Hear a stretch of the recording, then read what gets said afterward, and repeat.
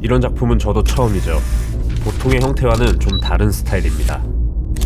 1909년 오늘 주인공은 자신의 네 번째 손가락을 자르며 대한 독립을 맹세했습니다.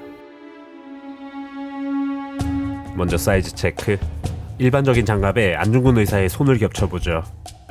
오늘 그 자랑스러운 결단을 담아 네 번째 손가락이 더 짧은 장갑을 제작할 겁니다. 우선 캐드로 패턴을 그려보죠. 이번 작업은 단순한 가죽 작업이 아닌 굉장히 상징적인 작품이라 할 수 있습니다. 우선 레이저를 이용해 패턴을 출력해보죠. 오늘 사용할 가죽은 시크한 블랙 컬러입니다. 차분하면서 강렬한 이 색감이 이번 작품을 더 돋보이게 해주죠. 전체적으로 마킹,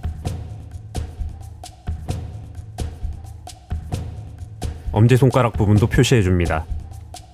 다음 샤프닝, 재단, 정교해야 돼요.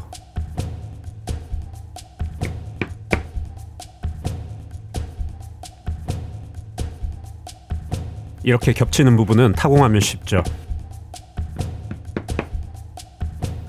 기가 막히죠. 여기는 엄지손가락 부분입니다. 끝. 1차 재단은 완성됐고 이건 여기에 이렇게 붙겠죠.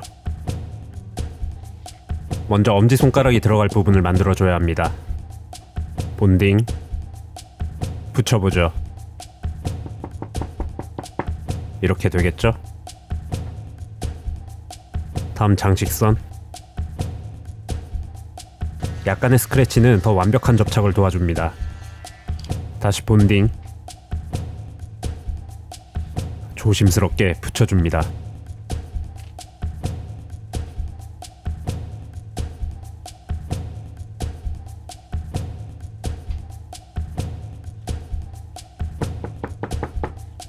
이제 형태를 잡아보면 장갑 모양이 나오죠.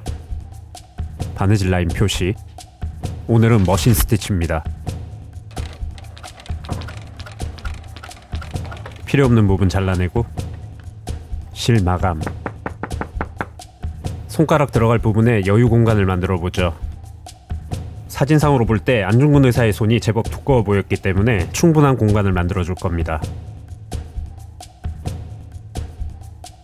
다시 필요없는 부분 잘라내고. 가죽 장갑에서 가장 어려운 부분입니다.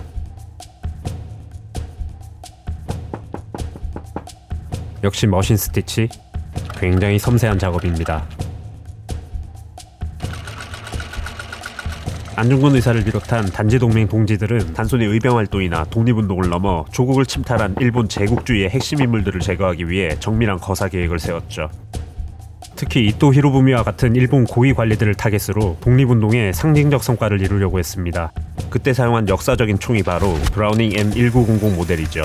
일단 사이즈 체크. 1910년대까지는 권총이라고 하면 보통 리볼버를 생각했습니다. 하지만 안중근 의사는 이 총을 선택했죠. 17cm의 길이, 7발의 탄창, 그리고 반자동 권총. 무엇보다도 공의가 없는 설계 덕분에 하얼빈 의거 당시 총을 주머니에서 걸림없이 빠르게 쏠 수 있었죠. 장갑과 함께 오늘 이 실물에 가까운 모형을 이용해 안중근 의사님을 위한 M1900 가죽 케이스까지 만들어 볼 거고요. 진짜 작업은 지금부터죠.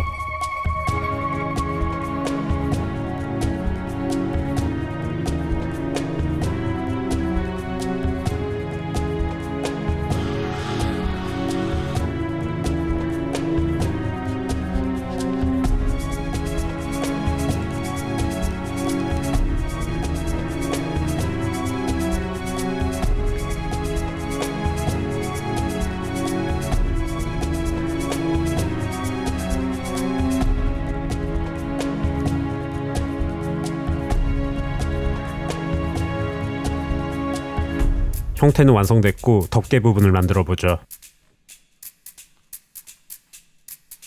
오케이.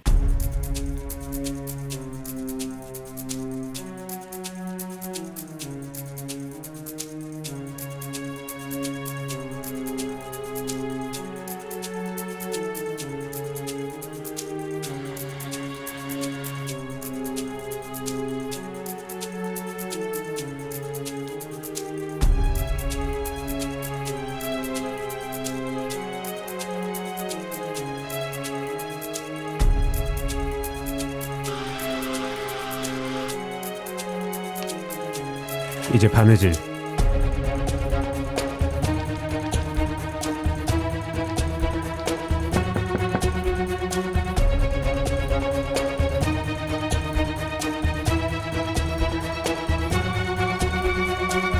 세상에 단 하나뿐인 안중근 의사를 위한 가죽 장갑과 총 케이스입니다.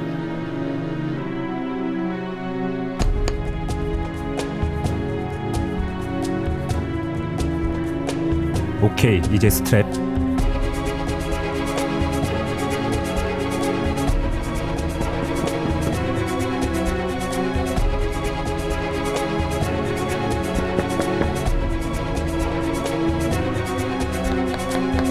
마지막으로 엣지코트를 발라주면 완성. 오늘 이 작품들에는 특별한 각인을 할 겁니다. 나라를 위해 헌신하는 것이 군인의 본분이라는 이 문구는 안중근 의사님의 결단을 가장 잘 보여주죠. 그가 가졌던 신념과 정신을 압축적으로 표현한 구절입니다. 그리고 그 옆엔 안중근 이름 3글자를 각인합니다.